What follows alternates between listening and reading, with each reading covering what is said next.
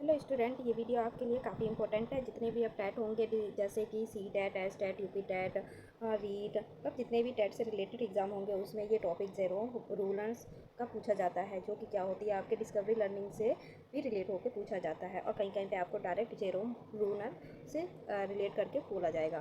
तो जो Jerome Bruner थे वो कौन थे? वो एक अमेरिकन साइकोलॉजिस्ट थे। ठीक है, सबसे पहले आपको ये पता होना चाहिए कि वो क्या थे। एक अमेरिकन साइकोलॉजिस्ट थे। उनके द्वारा जो थ्योरी दी गई थी वो क्या थी? वो थ्योरी थी आपकी डिस्कवरी लर्निंग। ठीक है, डिस्कवरी लर्निंग क्या था? जो कि इसमें बच्चों को क्या करना था, बच्चे इसमें कुछ कर जो लर्निंग होती थी वो डूइंग बाय लर्निंग होती थी, मतलब कुछ करके कुछ सीखना। ये जो टॉपिक है ये क्या है?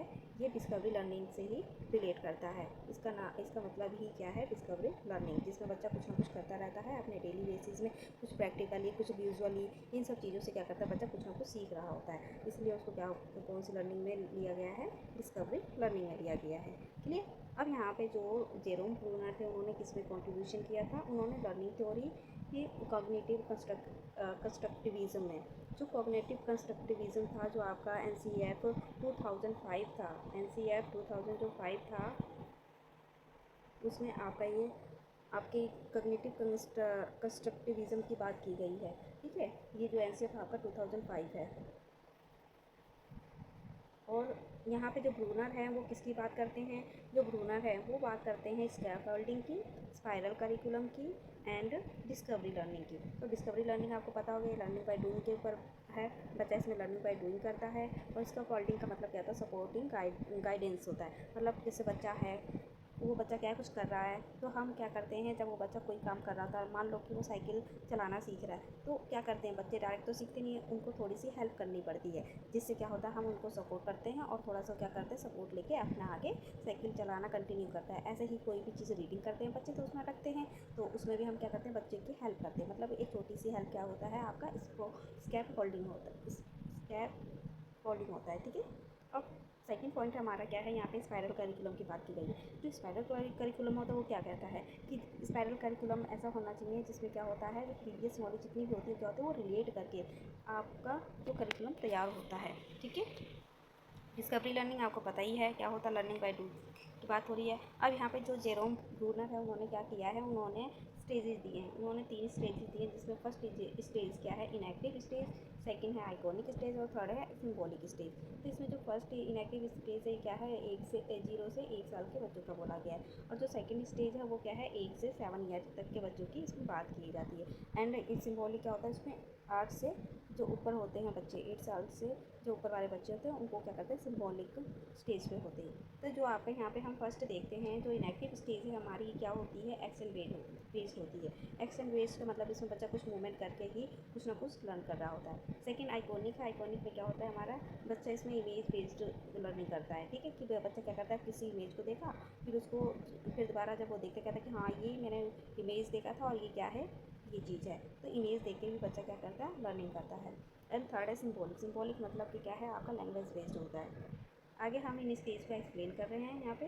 तो फर्स्ट है हमारा इनएक्टिव स्टेज, जिसमें 0 से 1 ईयर तक की बात की गई। इसमें बच्चा क्या करता है, लर्निंग बाय डूइंग, कुछ करके सीखता है। जैसे कि एग्जांपल में बच्चा इसमें क्या करता है, टॉयस और बुक्स के साथ खेलता है। ठीक है, टॉय और बुक के साथ खेलेगा, कुछ ना कुछ वो जरूर सीखता है। इसमें क्या होता है, डायरेक्ट एक्सपीरियंस होता है बच्चे को, एंड फिजिकल एक्शन और मूवमेंट होता है।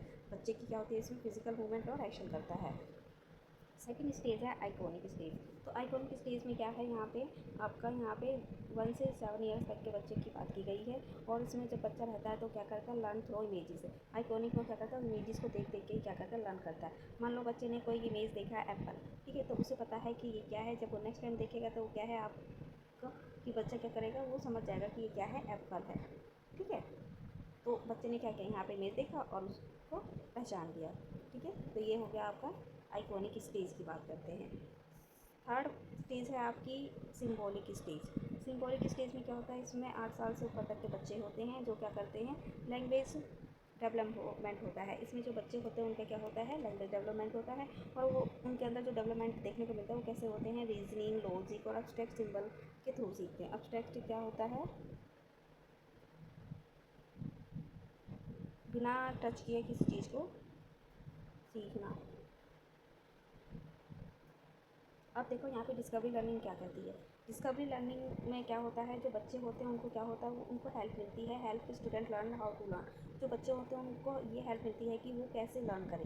सेकंड है heuristic of discovery. Heuristic of discovery का मतलब क्या होता है कि बच्चा इसमें कुछ ना कुछ चीज़ों से फाइंड कर रहा होता है, उसमें कोई चीज़ देखी और उसमें कुछ ना कुछ वो ढूंढने की कोशिश करता है। ठीक है, तो इसे बोलते हैं ह्यूरिस्टिक्स डिस्कवरी। थर्ड पॉइंट है knowledge easily remember. Discovery learning में क्या होता है, बच्चे को काफ़ी ईजिली नॉलेज या रिमेंबर हो जाता है।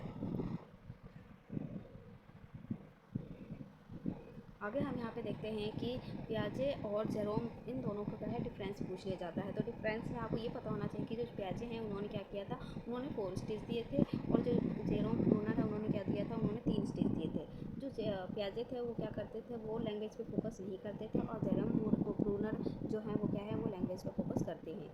पियाजे का क्या मानना था कि इस मैच्योरिटी काफ़ी इंपॉर्टेंट है, नेसेसरी है, और जेरोम ब्रूनर का क्या था, इसमें कोई मैच्योरेशन की ज़रूरत नहीं थी। क्लियर? तो आई होप आप लोगों को ये वीडियो काफ़ी